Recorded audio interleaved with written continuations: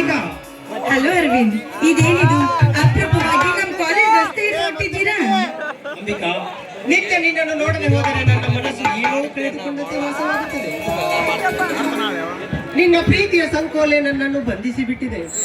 ಕ್ಷಣ ಕ್ಷಣಕ್ಕೂ ನನ್ನ ಮನ ನಿನ್ನ ಪ್ರೇಮದ ಪುಟದಲ್ಲಿ ಪ್ರೇಮದ ಪಕ್ಷಿಯಾಗಿ ಹಾರಾಡುವ ಹಂಬಲ ನನ್ನಲ್ಲಿ ತುಂಬಿಕೊಂಡಿದೆ ಕಣೆ. ಅರವಿಂದ್, ಅಷ್ಟೇಗೆ ಅವಸರ ಮಾಡ್ತಾ ಇದ್ದೀರಾ? ನೋಡಿ, ಈ ಹೆಣ್ಣು ಹುಟ್ಟಿರೋದೇ ನಿಮಗಾಗಿ.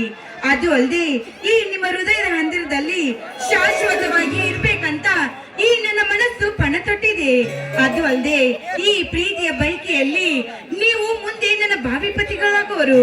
ಅದಕ್ಕೆ ಯಾಕೆ ಇಷ್ಟೊಂದು ವಿಚಾರ ಮಾಡ್ತೀರಾ? ಅದು ಅಲ್ಲದೆ ನೀವು ನಮ್ಮ ತಾಯಿಯ ತಮ್ಮ ಅಂದಾಗ ಇದಕ್ಕೆಲ್ಲ ವಿಚಾರ ಮಾಡೋ ಅವಶ್ಯಕತೆ ಇಲ್ಲ. ನೀವು ನನ್ನ ಸೋದರ ಮಾವ ಅಂದ್ಮೇಲೆ ನಾನು ಯಾವತ್ತಿದ್ರು ನಿಮ್ಮ ಒಳ್ಳೆ. ಅಂಬಿಕಾ, ಆದರೂ ಬ್ರಹ್ಮಣ ಬರದಲ್ಲಿ ನಾವಿಬ್ಬರು ಗಂಡ ಹೆಂಡತಿಯರೆಂಬ ನಂಟು ಗಟ್ಟಿಯಾಗಿರಬೇಕು. ಅಂದಾಗ ತಾನೇ ನಮಗೆ ಯಾವ ಗಂಡಾಂತರವೂ ಬರಲಾರದು. ನೋಡು, ನಮ್ಮ ಗುರಿ ಮುಟ್ಟುವ ತನಕ ನಮ್ಮ ಹೆತ್ತ ತಂದೆ ತಾಯಿಯರಿಗೂ ನಾವೆಂದು ವಿರೋಧವಾಗಿ ನಿಲ್ಲಬಾರದು ಕಣೆ. ಅದ್ರ ಬಗ್ಗೆ ಯೋಚಿಸುವ ಅವಶ್ಯಕತೆನೇ ಇಲ್ಲ. ಯಾಕಂದ್ರೆ ನನ್ನ ಹೆತ್ತಪ್ಪ ನನ್ನ ಆಸೆಗೆ ಯಾವತ್ತೂ ಅಡ್ಡಿ ಬರೋದಿಲ್ಲ. ಚಿಕ್ಕ ವಯಸ್ಸಿನಲ್ಲಿ ತಾಯಿ ಕಳೆದುಕೊಂಡ್ರು ಕೂಡ ಸಾಕಷ್ಟು ವಿದ್ಯೆ ಕಲಿಸಿ ನನ್ನನ್ನ ಜೋಪಾನ ಮಾಡಿದ್ದಾರೆ. ನನ್ನ ಮನಸ್ಸು ಕದ್ದಿರನೊಂದಿಗೆ ನನ್ನ ಮದುವೆ ಮಾಡಲು ಕೂಡ ನಿರ್ಧಾರ ಮಾಡಿದ್ದಾರೆ. ನಾಳೆನೇ ಈ ವಿಷಯನ ನನ್ನ ತಂದೆಗೆ ತಿಳಿಸ್ತೀನಿ. ಖಂಡಿತವಾಗಿ ಅವರು ಒಪ್ತಾರೆ. ಅಂಬಿಕಾ, ಒಂದು ವೇಳೆ ಅವರು ಒಪ್ಪದೆ ಹೋದರೆ? ಅರವಿಂದ್, ಯಾವತ್ತು ಕೆಟ್ಟದನ್ನು ಬಯಸಬಾರ್ದು.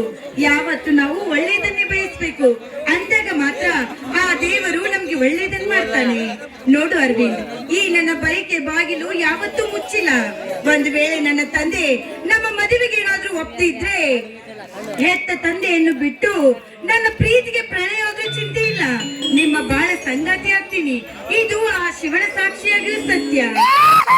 ಅರವಿಂದ್, ಮುಂದೆ ಒಂದ್ ವೇಳೆ ನೀವು ನನ್ನ ಬಿಟ್ಟು ಬೇರೆ ಹೆಣ್ಣಲ್ಲಿ ಏನಾದ್ರೂ ಮದುವೆ ಆದ್ರಿ? ಅಂಬಿಕಾ, ಈ ಮಾತು ನನ್ನ ಕನಸಿನಲ್ಲಿಯೂ ನೆನೆಸಲಾರೆ. ನನ್ನ ರೋಮ ರೋಮಗಳಲ್ಲಿ ನೀನೇ ತುಂಬಿಕೊಂಡಿರುವೆ. ಒಂದು ದಿನ ನಿನ್ನನ್ನು ನೋಡದೆ ಹೋದರೆ ಅಂದು ನಾನು ಉಪವಾಸನೆ ಮಲಗುತ್ತೇನೆ. ಉಂಡರೂ ಕೂಡ ಅದು ವಿಷಯವಾಗಿ ನೋಡು ಅಂಬಿಕಾ, ನಿನ್ನನ್ನು ಮರೆತು ಬದುಕುವ ಮಾತಂತೂ ನನ್ನ ಮನದಲ್ಲಿ ಯಾವತ್ತೂ ಇಲ್ಲ. ಬದುಕಿದರೂ ನಿನ್ನೊಂದಿಗೆ ಬದುಕುತ್ತೇನೆ, ಸತ್ತರೂ ನಿನ್ನೊಂದಿಗೆ ಸಾಯುತ್ತೇನೆ. ಇದು ನನ್ನ ಮನಸ್ಸಿನಲ್ಲಿ. ಅಷ್ಟೇ ಅರವಿಂದ್. ನೋಡಿ ಅರವಿಂದ್, ಈಗಾಗಲೇ ನೀವೇ ನನ್ನ ದೇಹದ ದೇವರು ಅಂತ ತಿಳ್ಕೊಂಡಿದ್ದೀನಿ. ಮಾನಸಿಕವಾಗಿ ನಮ್ಮಿಬ್ಬರ ಮದುವೆ ಆಗಿ ಹೋಗಿದೆ. ಇನ್ನೇನು ಗುರು ಹಿರಿಯರು ಒಪ್ಪಬೇಕು. ಅವ್ರು ಒಪ್ಪಿದ್ರೆ ತಾನೇ ಈ ನಮ್ಮ ಜೀವನ ಅಂಬಿಕಾ, ಸ್ವರ್ಗ, ಸಿರಿ, ಸಂಪತ್ತು ಇವೆಲ್ಲ ಯಾವುದೂ ಬೇಡ.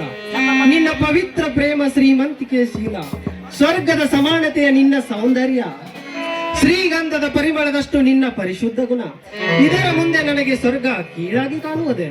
ಯಾಕೆ ಅರವಿಂದ್ ಇಷ್ಟೊಂದು ವರ್ಣನೆ ಮಾಡ್ತಾ ಇದ್ದೀರಾ? ಯಾಕೆ ನಾನು ಅಷ್ಟೊಂದು ರೂಪವತಿಯೇ? ಇವಾಗಲೇ ನೀವು ನನ್ನನ್ನು ಇಷ್ಟೊಂದು ಅರ್ಥ ಮಾಡ್ಕೊಂಡಿದ್ದೀರಾ? ಅಂಬು, ನಿನ್ನ ಸೌಂದರ್ಯದ ಮುಂದೆ ರಂಬೆ, ಊರ್ವಶಿ, ಮೇನಕೆ ತೃಣ ಸಮಾನ. ಬ್ರಹ್ಮ ಬಲು ಬುದ್ಧಿವಂತಿಕೆಯಿಂದ ನಿನ್ನನ್ನು ತಿದ್ದಿ ತೀಡಿ ಭೂಮಿಗೆ ಕಳಿಸಿದ್ದಾನೆ. ಬಂಗಾರದ ಬಟ್ಟಲು ಹಿಡಿದುಕೊಂಡು ತಿರುಗಾಡಿದರು ನಿನ್ನಂತ ಗುಣವತಿ ಸಿಗುವುದು ತುಂಬಾ ಕಷ್ಟ. ನೀನು ಅಪ್ಪಟ ಚಿನ್ನ. ಚಿನ್ನ ಎಂದಾದರೂ ಅದರ ಬೆಲೆ ಕಳೆದುಕೊಳ್ಳಬಹುದೇ? ಚಿನ್ನ ವಾಸಿಸುವ ವಸತಿ ಗುಡಿಸಲಾದರೇನು, ಅರಮನೆಯಾದರೇನು, ಅದರ ಬೆಲೆ ಒಂದೇ. ನೀನು ನನ್ನ ಬಂಗಾರದ ಗಿಣಿ ಎಂದು ನನ್ನ ಹೃದಯದಲ್ಲಿ ಭದ್ರವಾಗಿ ಇರಿಸಿಕೊಂಡಿದ್ದೇನೆ. ಅದನ್ನ ಯಾರಾದ್ರೂ ಕದ್ದುಕೊಂಡು ಹೋದಾರು ಸ್ವಲ್ಪ ಜೋಪಾನವಾಗಿ ಇಟ್ಕೊಳ್ಳಿ. ಅಂಬಿಕಾ, ಕದಿಯಲು ಹೊರಗಿನ ವಸ್ತು ಅಲ್ಲ, ನನ್ನ ಹೃದಯದಲ್ಲಿ ಇಟ್ಟುಕೊಂಡಿದ್ದೇನೆ.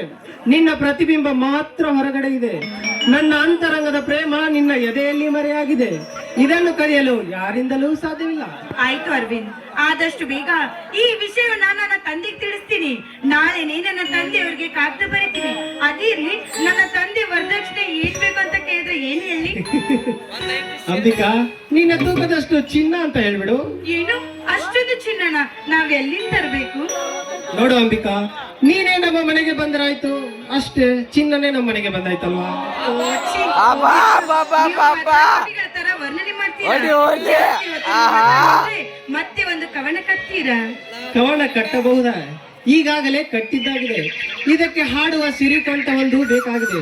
ಆ ಕಂಠ ನೀನಾಗೂ ಬಾಕೋಗಿದೆ. ಹಾಗಾದ್ರೆ ಇನ್ಯಾಕೆ ತಡ, ಕಟ್ಟಿ ನೀವು ಮತ್ತೊಂದು ಕವನ.